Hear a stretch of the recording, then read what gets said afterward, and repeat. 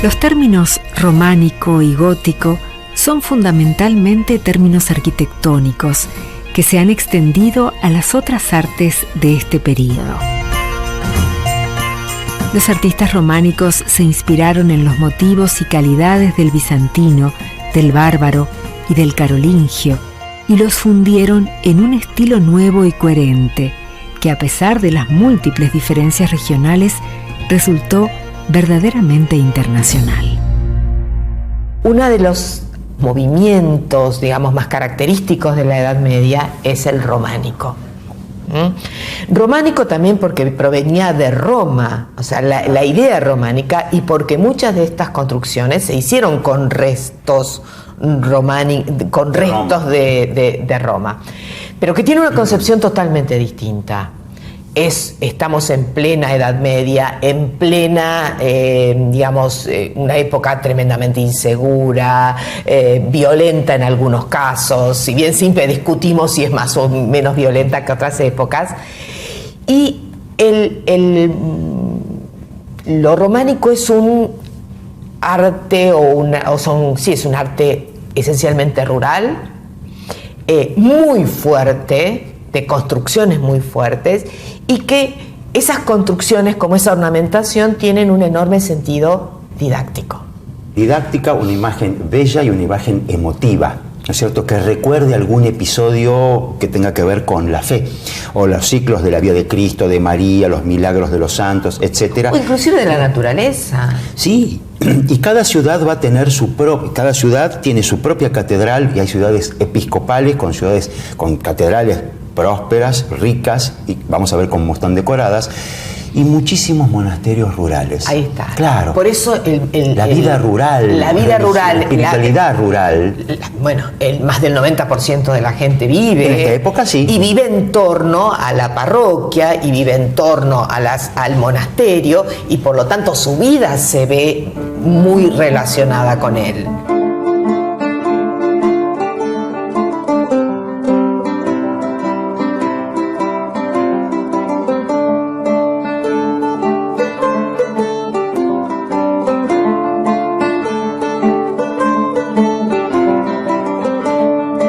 Hay un arte que también desde el punto de vista estructural cambia. Como ya habíamos adelantado, la construcción en piedra se instala, entonces hay que cambiar la forma de cobertura de las naves de estos templos, que venía siendo cobertura de madera, y el exterior de tejas, como un edificio meridional. Propio del pasado romano o griego, en que los templos eran para hacer las ceremonias afuera y no adentro. Entonces los templos eran muy bonitos por fuera y muy sencillos por dentro, prácticamente la gente no entraba. El cristiano ingresa al templo, entonces la belleza está adentro.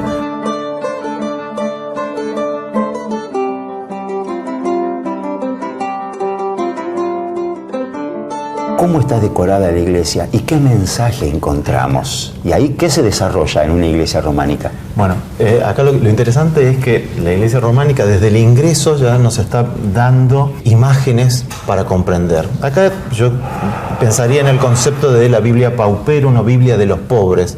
O sea, una Biblia que en realidad a partir de imágenes, hay que pensar que en sociedades analfabetas se llegaba a su contenido. Entonces las imágenes son justamente historias que educan y nos relatan temas bíblicos.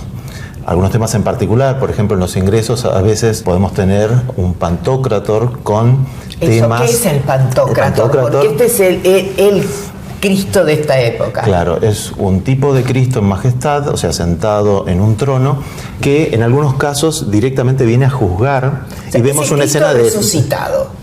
Sí, y el Cristo que viene a juzgar muchas veces. Cristo juez. El Cristo juez. Bueno, pero por eso el Cristo que resucitó y volvió. Exactamente. Sí, pero... No es el Cristo hombre, es el Cristo Dios. Claro, y ese Cristo con muchísimo poder y con gestualidad. Porque esto me parece que durante toda esta época la figura que predomina es la figura del pantocrator.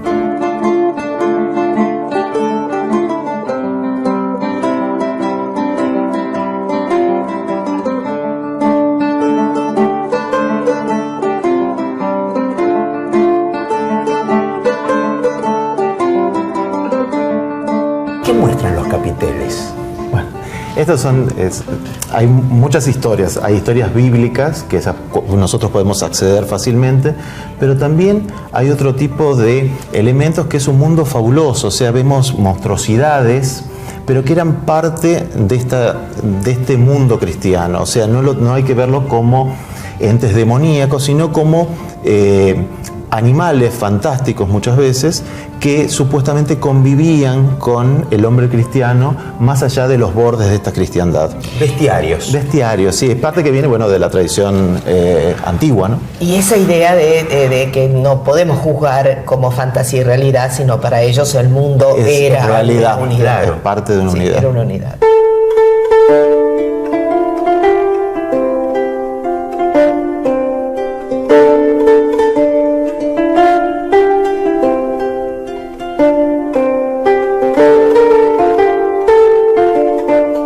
Estas esculturas, ya sea esculturas de bulto exentas que las podés sacar y mover, o la escultura, el bajo relieve o los capiteles, hoy las vemos de determinada manera, pero ¿estaban pintadas? Bueno, hay indicios que han tenido color. En realidad, en la historia de la escultura también han tenido color obras de la antigüedad. O sea, lo que pasa es que a nosotros nos llega... Llegaron en el mármol. Sin pigmento casi, o con restos de pigmento. Entonces, se hipotetiza que tienen determinados colores y se hacen reconstrucciones a veces. Pero es interesante porque dentro de una iglesia que hay que pensar toda en piedra, con el color de la piedra, estamos, por ejemplo, entrando por el pórtico en el cual la escultura que nos muestra esta imagen del Pantocrátor, muchas veces juzgando, es una imagen colorida que llama la atención, no solamente por ser una imagen escultórica, sino por el color.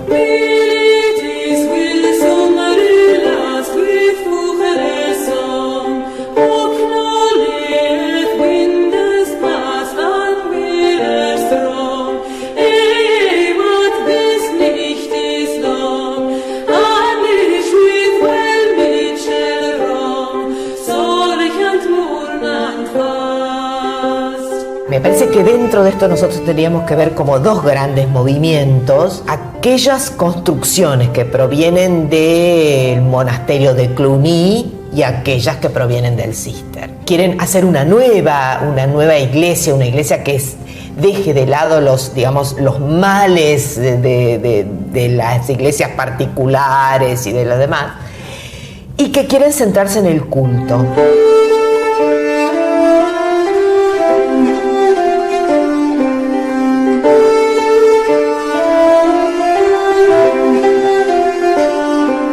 Todo lo que veamos de Cluny o los monasterios que vienen de Cluny son muy ornamentados, con mucha ornamentación en piedra, porque lo básico para ellos era el ritual, claro, donde los coros eran enormemente desarrollados.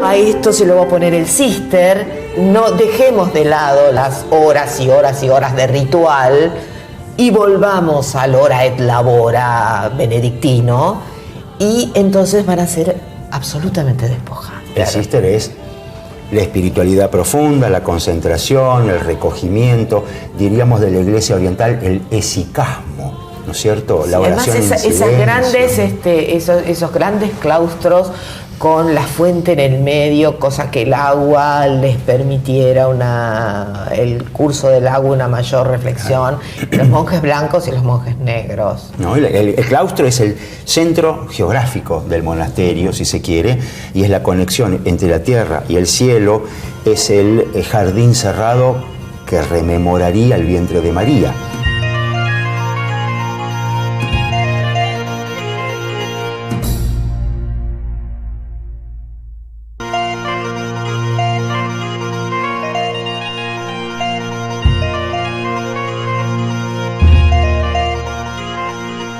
El arte gótico es un estilo artístico nacido en el norte de Francia a mediados del siglo XII, que se impone en toda Europa hasta la progresiva implantación del gusto renacentista.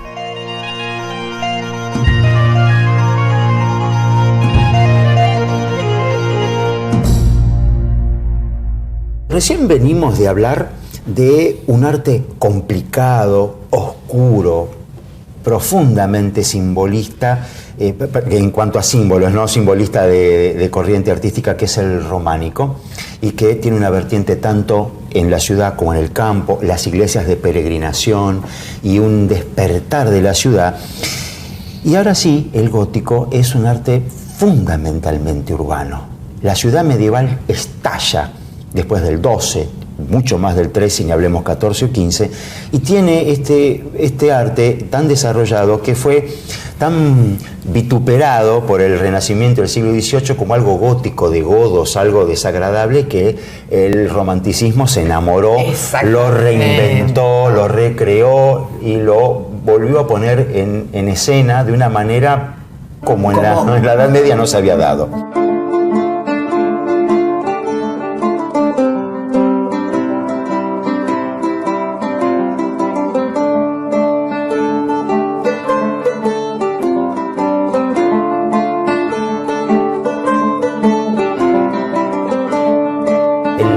Que ha sido tan deslumbrante, tan lujoso y lujurioso, si se quiere, en ese estallido de luz, de color y de alarde técnica de transportar hacia el exterior el peso de los muros.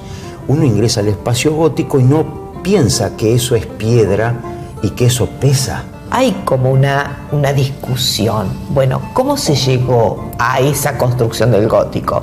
¿Se llegó realmente por la matemática, por la ingeniería, por la ciencia que se había desarrollado, o se llegó por ensayo y error? Bueno, un ensayo de error muy interesante. Sí, ¿no? Pero que fue un acierto. Exactamente, porque en realidad las mediciones técnicas para la construcción recién se dan en el siglo XVIII en arquitectura.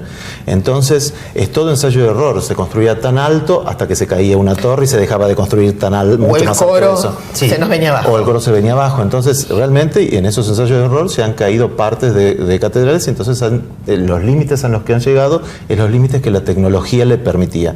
Una tecnología que en realidad no está tan lejos del románico, sino que, como bueno, algunos plantean, que hay ya un surgimiento de esa tecnología en el románico, pero sin embargo el gótico toma de toda la tecnología románica algunos elementos y justamente logra porque hay algunas iglesias que es como que serían mixtas. Además hay algunas iglesias que son mixtas. Acá no es que viene el románico y después viene el gótico. Puro. Sí. No. El 31 de diciembre muere exactamente. Y amanecemos góticos. No. Hay una transición en donde uno puede ver en algunos ejemplos ya, incluso en Cluny, que habíamos hablado hace un poquito atrás, ya empezamos a ver arco apuntado, que es una de las características del gótico. Entonces, vamos a ver que algunos rasgos tecnológicos del románico se utilizan en el gótico de una manera distinta, obviamente, es otra sintaxis.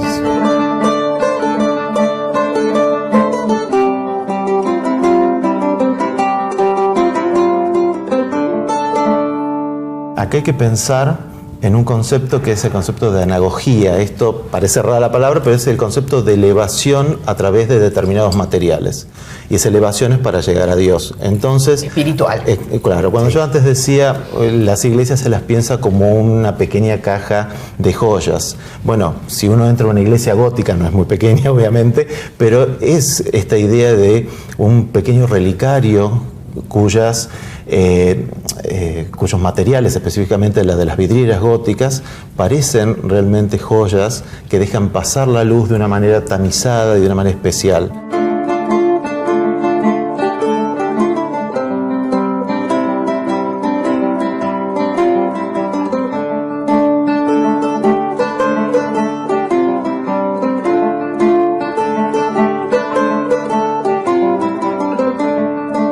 Pensemos que había venido el franciscanismo. Los franciscanos son los grandes constructores de las catedrales góticas, donde el Pantocrátor o Cristo triunfante va a dar lugar de alguna manera al Cristo maestro y al Cristo sufriente, porque en el gótico es mucho más común ver el Cristo sufriente, el descendimiento de la cruz, digamos el Cristo hombre más que el Cristo resucitado. Pero además que esto evidentemente debe ser según el momento y los lugares, era un lugar donde tenía que caber toda la gente de la ciudad. O sea, porque ¿cómo yo engancho el franciscanismo de la pobreza con estas enormes catedrales? Porque de alguna manera quien entraba en la catedral participaba de la ciudad entera.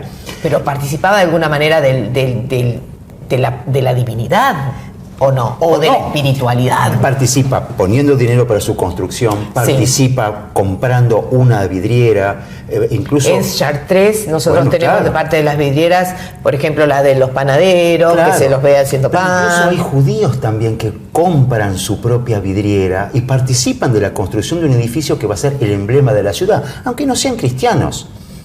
Y entonces participan todos, porque es una construcción para la eternidad.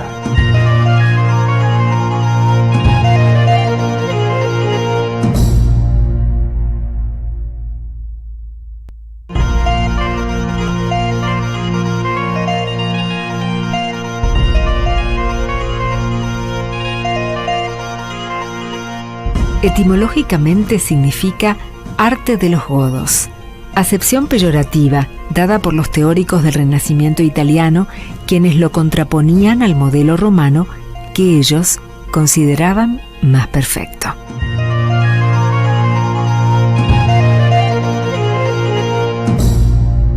Si bien el románico nosotros veíamos escenas en general bíblicas o algunas cosas que tenían que ver con bestiarios, o en el gótico hay muchísimas más escenas de la vida cotidiana, ¿no? Lo hay porque, bueno, hay una relación muy fuerte con lo que quieren siempre relacionar con el aristotelismo. Entonces, con la idea de, en el fondo, se está metiendo el conocimiento científico, la relación con la naturaleza que se observa, y entonces, de alguna manera, también lo podemos ver en la escultura, esa naturaleza observada de otra manera, y hay una revolución iconográfica que no quiero dejarla pasar, que es el marianismo. La Virgen entra de lleno en el gótico, y de hecho siempre se pueden encontrar algún ejemplo donde Cristo y la Virgen tienen el mismo tamaño y Cristo la está coronando, pero casi como un par.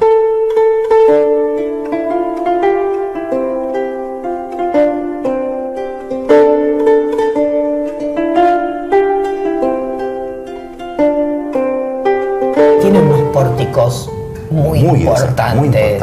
Sí. Y en su simbología tienen mucha importancia. Juicios finales, vidas de santos, vidas de los propios, pensemos en el primer edificio gótico, que es de París, ¿no es cierto? Y que podemos decir el arte gótico tiene partida de nacimiento, porque es cuando se empieza a construir en Saint-Denis el coro gótico.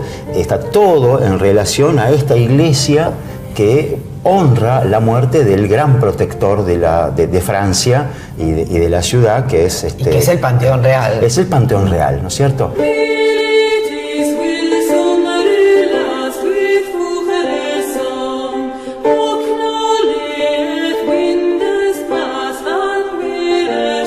Y fíjense que esto que estamos diciendo de la vida cotidiana y demás, porque el gótico es un arte urbano, de una ciudad que construye tanto para edificios religiosos, y después hay un gótico civil en el siglo XIV, XV. Pensemos en la Grand Place en Bruselas, hay edificios que son civiles y góticos.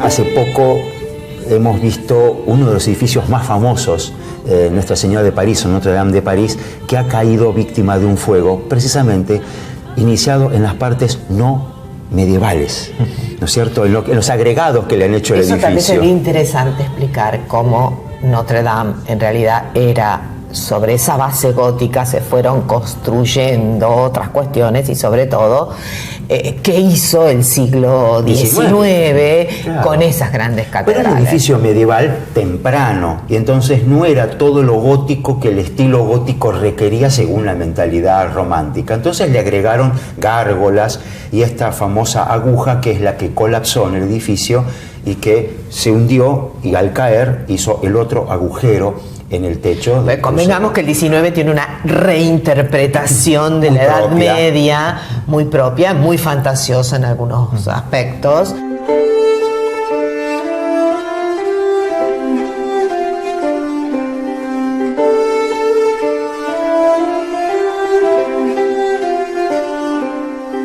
Francia cambió de santo protector a principios de la Primera Guerra Mundial.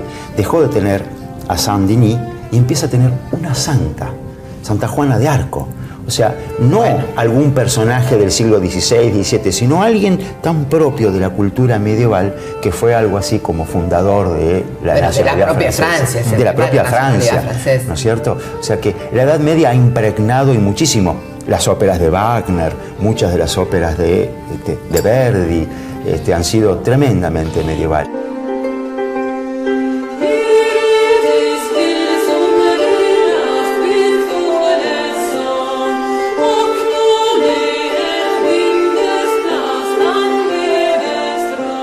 Si ustedes tuvieran que elegir un edificio gótico, ¿cuál elegirían? Ah, qué linda pregunta. Qué linda pregunta. Yo elegiría Chartres. ¿Y por qué? Por los azules de sus vitrales. Un azul que nunca se pudo volver a repetir, quedó como un secreto de producción de ese tipo de vitrales. Y Reims. Reims, que es una gran corona, es una iglesia con forma de corona prácticamente por la decoración que tiene, aunque quedaría la Sainte-Chapelle, la Santa Capilla de París, que a lo mejor te va a gustar a vos, que es lo mejor del gótico, pero no sirve para explicar el gótico las cosas. Así que bueno, el gótico vive y goza de muy buena salud.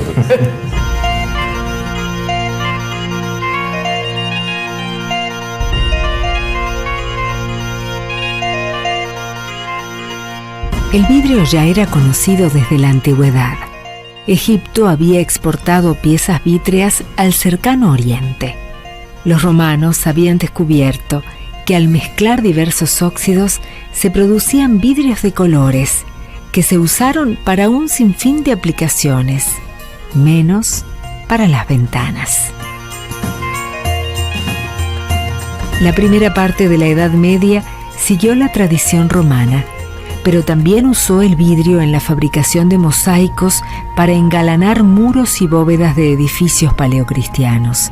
Recién con el románico se perforaron los muros de los templos, creando espacios para aberturas, y éstas recibieron composiciones realizadas en pequeños paños de vidrio coloreado engarzados en un soporte de plomo. Los primeros diseños fueron escenas bíblicas y vidas de santos, correspondiendo al uso de la imaginería en el interior de las iglesias. Capiteles, pinturas al fresco y tallas acompañaban al relato salvífico que se desplegaba luminoso en las ventanas.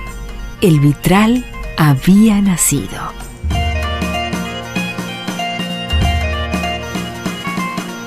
Será en Francia, durante el gótico, donde el vitral cobrará un desarrollo importante, protagonizando la percepción del interior de un templo.